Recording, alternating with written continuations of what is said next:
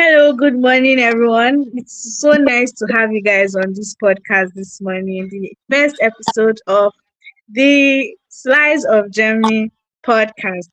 It's so nice to have you, Yvette. It's so nice to have you, Joshua. And Yvette, how do you feel this morning? Fine, I'm fine. Fine. Okay, Josh. Yeah, Josh, how do you feel this morning? of course, I'm glad to be here to have this chit chat. Of course. Thank you very much for being here with us this morning. So, basically, your journey from Obafemi Awolowo University to Germany has actually sparked so much curiosity, and we really want to understand your journey. How easy was it? How smooth was it? How seamless was it? So, how did you transition from Obafemi Awolowo University to Pedagogische Hochschule? We really want to know. Thank you very much, for the question. And I said it's been really amazing. And from the word you mentioned, curiosity, I understand that questions come out of curiosity. And it's been also a very nice transition for me. How did it come about? How did the transition come about? I have always been a lover of languages, of culture, of traveling generally as a person. And I decided at some point why not pursue a degree in this area. And of course, what language would I study was the question. So I got to know about Mm, language. I found it very fascinating, as well as the French mm, language. I got then the admission at the Obafemi Awolowo University to study these languages, combined both of them as a combined honor student. Studying the languages, of course, it had its own challenges, but out of of course.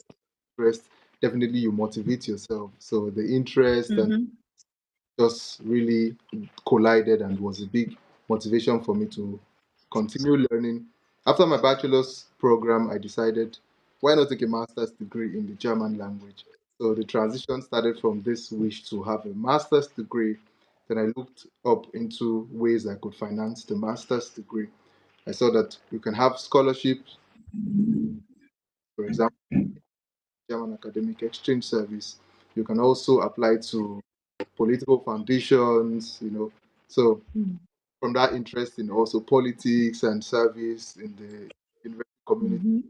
natural for me to apply to a political foundation. Got selected for both the master's in German and multilingualism with pedagogische Hochschule Schwäbisch Gmünd. Then I applied for the master's scholarship, so got selected, and that was how the transition came to be. Yeah. Question if it has been easy. That's Trust me, it's been of both challenges, and also there's the good part, because there's also the where the challenges come into play, and I think I would share more of that, but that's the summary of my transition to start with. And wow. That's really fascinating, actually, I must say. But I'm actually thinking, right? Growing up in a country like Nigeria, where you only have three ambitions as a child: one, a doctor; two, a lawyer; and number three, an engineer. How were you able to break out from that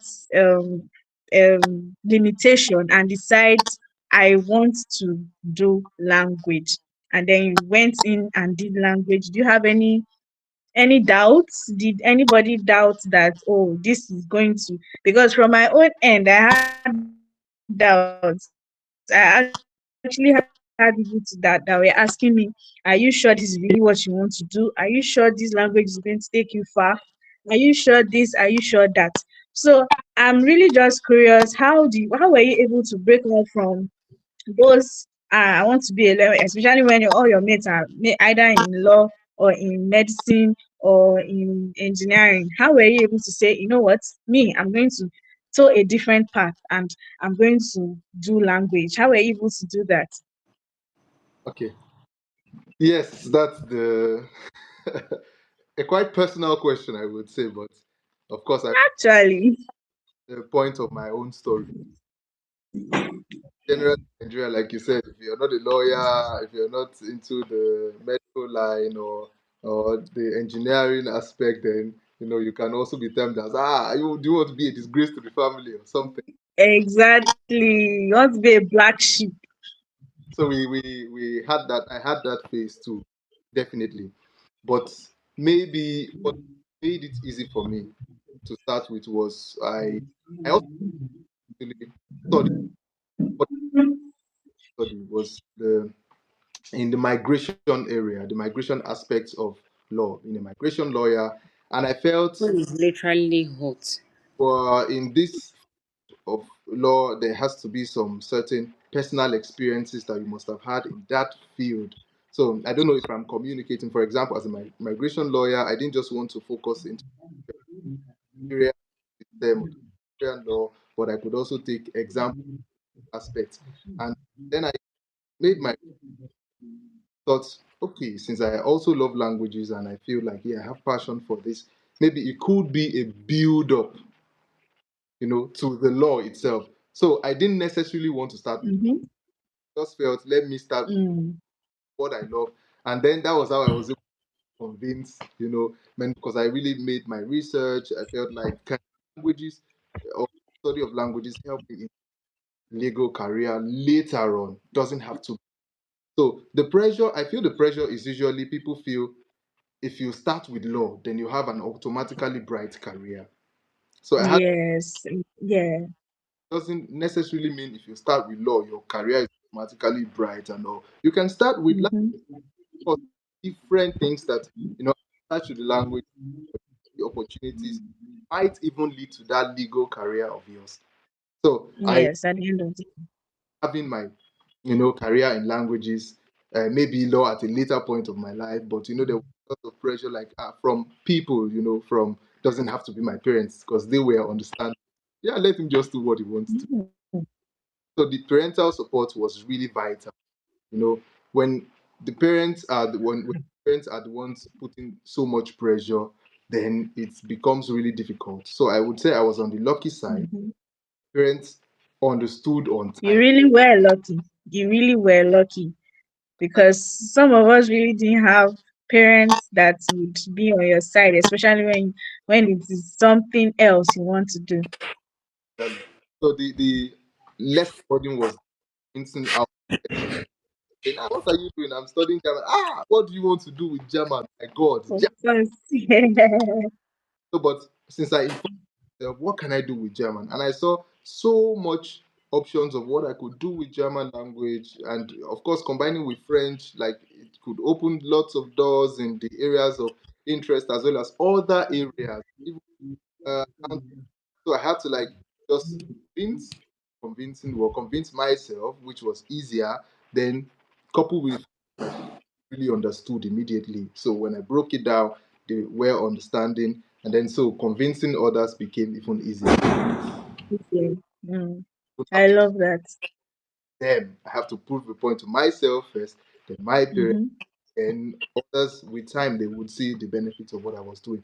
So the final step was me getting to know that even the languages could be a pivotal or a really useful source of a useful step rather to the legal career, and even make me say as more aspects of the legal career than just being bound in the Nigerian space. So I think maybe Yes. will I do law at a point of my life? I've left that for a later point of my life, but I would still love to go. At least now, let me enjoy the Makes sense. which space that I'm in. All right.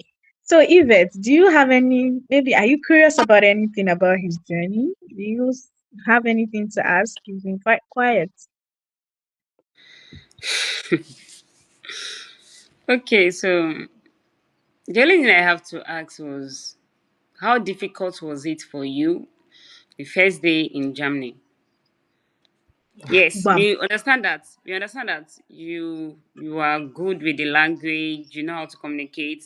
It's more difficult for people that don't know how to communicate with it. But you don't know the place. That was your first time being there. So how were you able to navigate? Yeah. Thank you for your question, Yvette. I think it's also a very important question because, like we said, I already stated that it wasn't just a smooth ride all through, and that's Of course. can't have it like a bed of roses. Definitely, there are challenges attached to it. And before I go to the point of even the first day in Germany, even before the journey itself, there are lots of challenges that I had to face. Of course, you might say, yeah, I'm good in the language, but of course, language is a learning process, and you learn all through too, because at some point, you focus grammar. So learning was not so easy as you might think. So you have lots to do. And if you're learning a language in the space and area where you don't really have speaking partners that are so much Mm. everywhere, I can relate. so you can I also can relate. so at some point I had to face the mirror and start speaking German to myself in the mirror. So Really? yeah, That thing, I should yes. start facing mirror and be speaking French to myself then. exactly. Of course. Challenges during the learning phase, and then you have the challenge of the application processes. Trust me, and we send like three applications and like you get three we are sorry, we call it LIDA. First of all, that's also a challenge, like how do I convince myself to still apply further and all, but application Mhm. also learning. So at some point, I start what were my mistakes during these applications? How can I make myself better in these other applications? And then with consistency and lots of practice, I believe I got better. So those are Hmm. You challenges got there. that people don't see, but you just so yeah, that's part of then the traveling aspect, filing your visa application, applying properly, and bringing other documents that might be expected of you.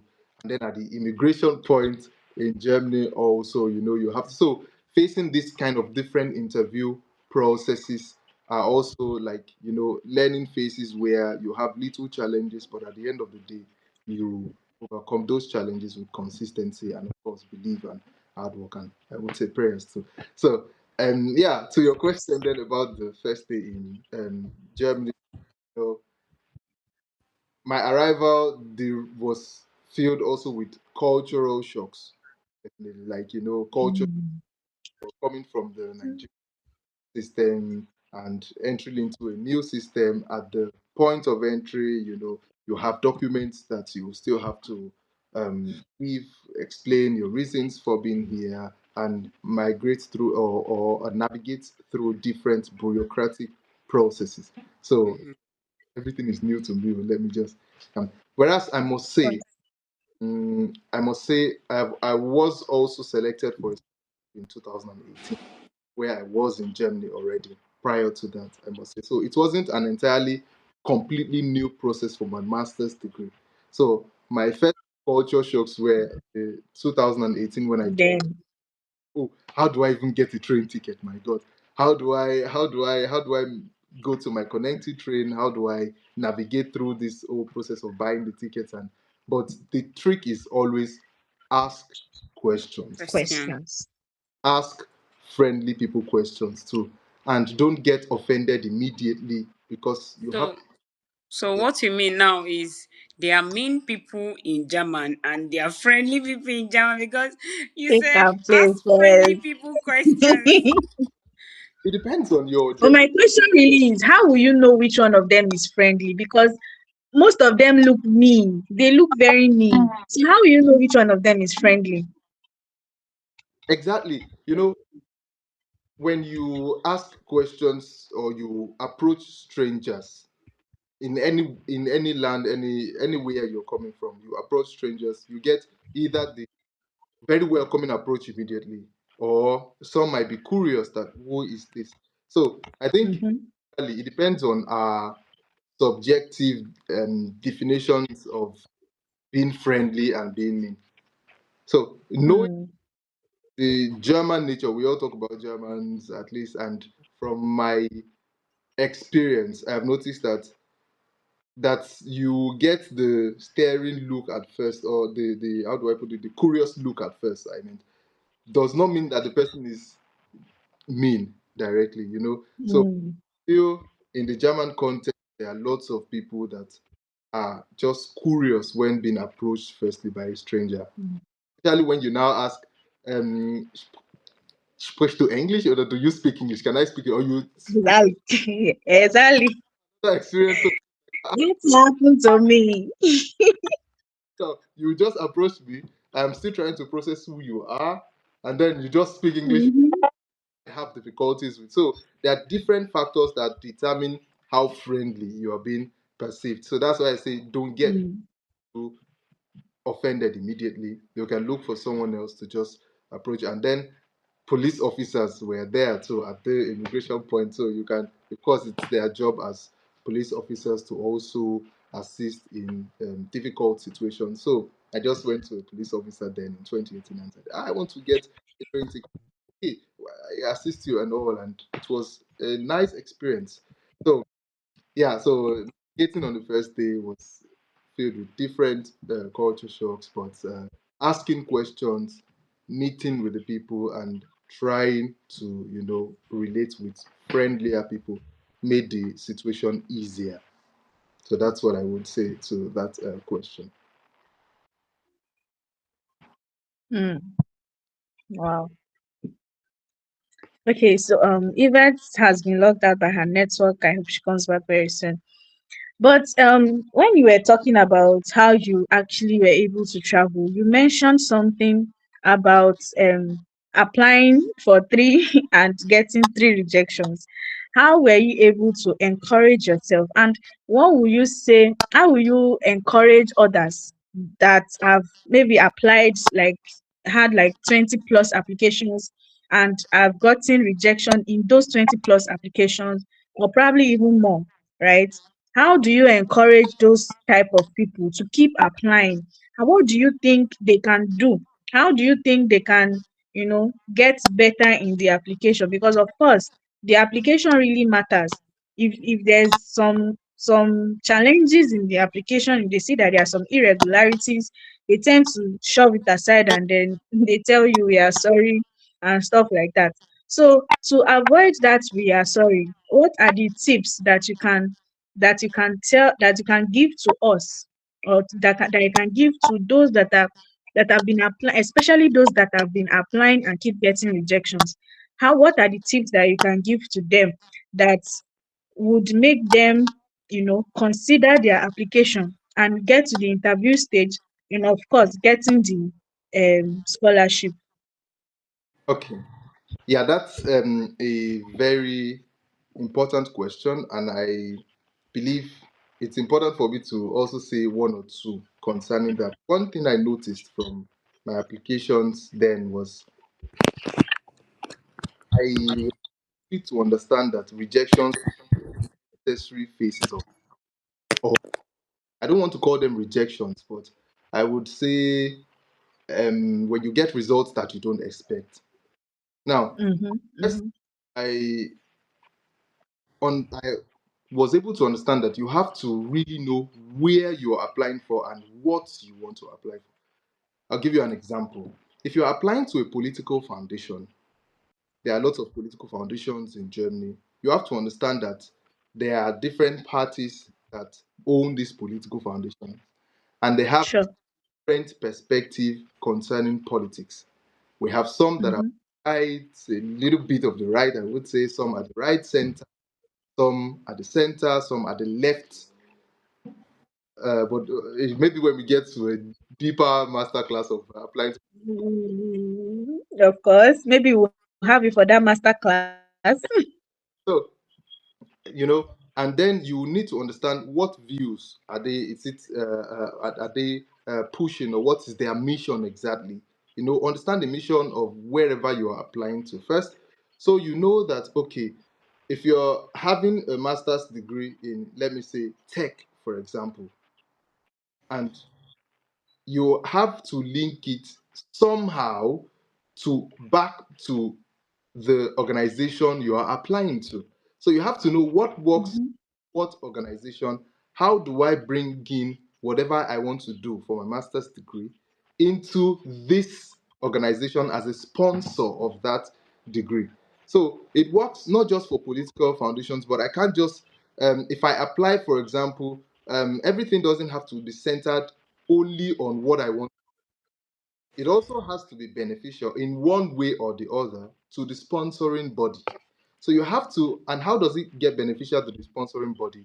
You have to know what the sponsoring body does. What is their mission? What Does. you get? So also key into this vision of theirs. So that's also one mutual benefit. It has to be a mutually beneficial stuff, the application. So I noticed that most people just apply from the perspective of, yeah, let me just get the scholarship. I just need the scholarship. No, it's not just about you, scholarship itself, but also about where am I going to? In what context does this sponsoring organization also function? There are seminars I also have to attend, and do I really key into their ideology? And you get, so it's a mixture of both of Yeah. some organizations. And I've also noticed that for a lot of applications, when you have your research abstract, for example, or your while drafting your applications and all, you have to also make sure that you have some other values apart from just academic values. So, and that's part of the Mm-hmm. Mm-hmm. Mm-hmm. that if you are academic, you just have only the academic values, and for example, you didn't do any voluntary work at all. Like, what are those voluntary? Example, NYSC, being in the charge. I was the president Mm-hmm. CDS group during the NYSC. So Mm-hmm. it was investing back into my community as much as I was earning financially from my work. So you have to bring Mm-hmm. other aspects where they can look and say, oh, this person did not just work or study. He was also Mm-hmm. both politically, probably, or let's say socially, or voluntarily doing some. You might work with the Red Cross, street cleaning. I did a project called Mm-hmm. Teach a Child project where we pioneered the construction of about 400 chairs to different schools in our local government. Mm-hmm. So, which came out also in Wow. Tribune News around that period. I also had the street feeding where we fed a lot of homeless people on the streets, and we were working so Oh, closely wow. with our communities. So alone, this voluntary service that I did were not based on financial benefits. They were based on what Mm-hmm. back into the society. So I believe also in an aspect where you worked for your community directly shows that yes, you are not just coming because of the scholarship, but you are also a vital aspect and an integral aspect of not just your society, but also when you get into your host community, you would also continue the work. And I didn't just stop there. I also Yeah. Germany where I taught German for refugees as well as at the Landrat Amt, at different communities. So it goes a long way to prove that, yeah, you're also going to invest in this society and also at least so voluntary works, voluntary aspects. And I also noticed that while drafting, it's also important that you take care of gaps. For example, the gaps Mm. piece, it has to be when it's more than 3 months. I always recommend that at least you put something together we are doing. So and don't just Mm. stay without doing anything. Continue building yourself. You might take True. online course on probably Coursera, or let's say course in computer, different aspects of maybe publishing, writing. Just always have values that you are investing into Yeah. takes care of those gaps and it can fill those gaps for you. So I did quite a lot of extra building on myself, and so it was able to it gave the impression on my CV that yes, this guy is just actively working while applying, while working on his own. He's also taking care of other key points that can benefit him as a person, Mm. us as a sponsoring body and organization. But definitely, I would just say, let me just stop here because Wow. Wow. Wow. Wow. tips. That's good. Yeah. Wow. Like I'm really I don't know. It's doing my body one kind. Because okay, now you've talked about volunteering, you've talked about building yourself, which is actually very, very important. Building yourself and even volunteering. Volunteering is something that I really encourage everyone around me to do. You don't have to get paid for work you do. Just do it. Just not just for them, but for you. Because at the end of the day, it really helps in a lot of these things. Okay, talking about application letters, how do we write a very good and convincing application that once they see it, they are sure that no, this is really a strong application? What are the things that you include in your application that will make them say, ah, this person, I really want to work. We really want to work with this person. We would really want this person to come and be on our team. Because you talked about they you talked about political bodies, you talked about there are various ways to get scholarships in Germany. So now the first thing you said that we are supposed to get to understand the ideology of this body or this foundation that wants to sponsor our education. But how do we now convince these people that we are the best fit for this scholarship that we are applying for? Yeah, thank you. I sometimes say that the best application letters come from experience. You know, how Mm, you write, you also need experienced individuals to check what you have written. But let's start with what you do. mm, You have to understand very well what those call for applications entail. Let's say if you're applying for an Erasmus program, you must have gone through the catalog, you must have gone through the the mm, needed requirements of that application you select at the catalog. So in the catalog, so you have to understand mm-hmm, what is even needed in this, what kind of profile is needed, do I fit this profile, what can I do to fit this profile. So when you really understand this, mm. then you can now start drafting your application letters. And when you're drafting your application, From there. know that one, your own interest, your research interest must also be connected back to the profiles that they need. For example, if you're applying for a program in linguistics, you must have talked about at least your background, your bachelor studies. Is it related? If you apply for a program in linguistics and your bachelor's degree is, let's say, something in theology, for example, the gap might be a little Mm, too wide. So those are yes. to take care of also while even writing a letter, because when you say or while applying, so you have to pick a related field. So while writing your letter, Yes. you Not just pick any field. exactly, let's say you already have a related field. While writing your letter, you must be able to connect that. Okay, convincingly explain that yes, I graduated from this field, and these are the qualities that I got through my bachelor's degree.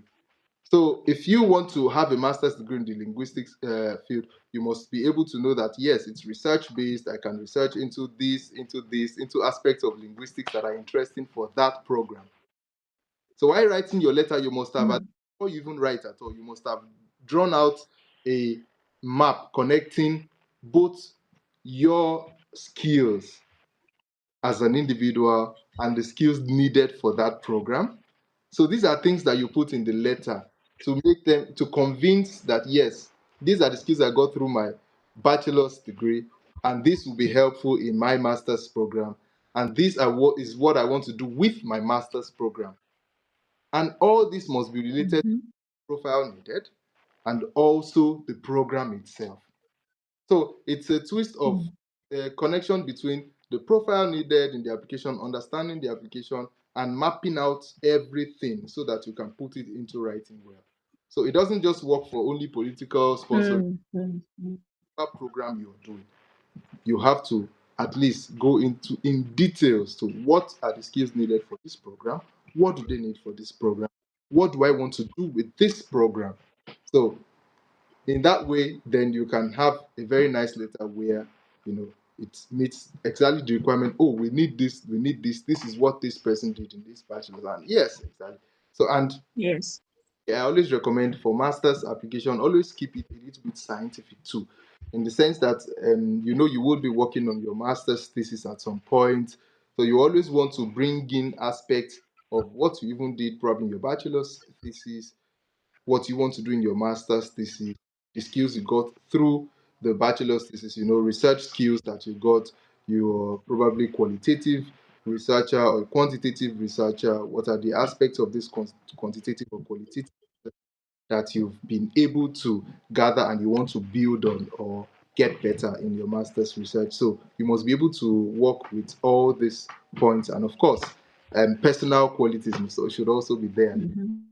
Talk about what you like in the program. You must have at least seen maybe some few points on the program. Let's say if the program Of is course.